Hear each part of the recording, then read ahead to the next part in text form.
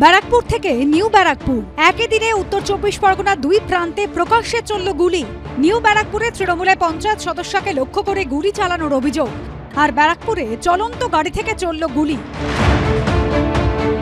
তাও আবার ব্যারাকপুরে পুলিশ কমিশনারের দফতর থেকে মাত্র কয়েকশো মিটার দূরে। যেখানে গুলি চলেছে বলে অভিযোগ, সেখান থেকে একটু দূরেই রাজ্য সশস্ত্র পুলিশ বাহিনী হেডকোয়ার্টার।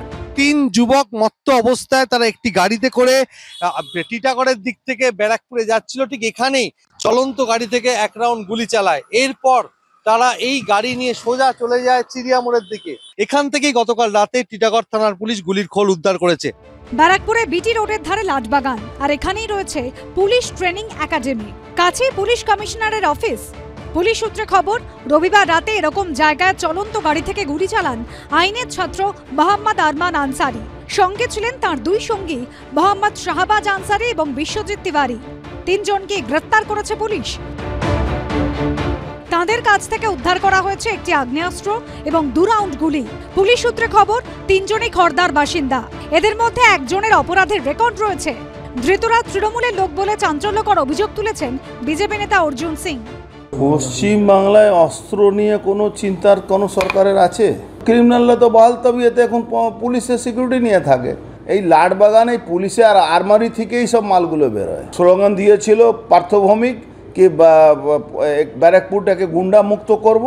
জানি না তখন ব্যারাকপুরের শাসন কি পশ্চিমবাংলা মমতা ব্যানার্জি ছিল না? তখনও মমতা ব্যানার্জি শাসন ছিল, আজকেও মমতা ব্যানার্জি শাসন আছে। গুন্ডার মুক্ত হলো?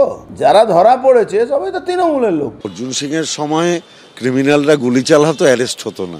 এখন ক্রিমিনালরা কেউ ক্রিমিনাল বলবো না, যে কেউ যদি অন্যায় করে পুলিশ সঙ্গে সঙ্গে ব্যবস্থা নিচ্ছে। এটা হচ্ছে অর্জুন সিং এর ব্যারাকপুরের সাথে আজকের ব্যারাকপুরের পার্থক্য। তবে এই ঘটনা নিয়ে তৃণমূলের অন্দরেই শোনা গিয়েছে দুই সুর। তৃণমূল পরিচালিত ব্যারাকপুর পুরসভার চেয়ারম্যান যেখানে বলছেন ধৃতরা জেল থেকে বেরিয়েছে, সেখানে তৃণমূল সাংসদ পার্থ ভৌমিক ধৃতদের অপরাধ যোগ মানতে নারাজ। 3টে ছেলে ছিল, জেল থেকে বেরিয়েছে। বোধহয় কোথা থেকে মেশিন কিনেছে। মেশিনটা কেনার পরে লাটবাগানের দিকে তাক করে বোধহয় টেস্টিং করেছে এবং পুলিশ সাথে সাথে তার ব্যবস্থাপনায় 3জনকেই ধরে নিয়েছে। প্রশাসনকে এটাই বলেছি বা বলবো যে এটা জেল থেকে বেরোনোর পরে তাদের রীতিমতন ওয়াচে রাখতে, কারণ তারা জেল থেকে বেরোনোর পরে একদম ফ্রিডম পেয়ে যায়। এদের আমি যতদূর অবধি জানি এদের কোনো ক্রিমিনাল ব্যাকগ্রাউন্ড নেই।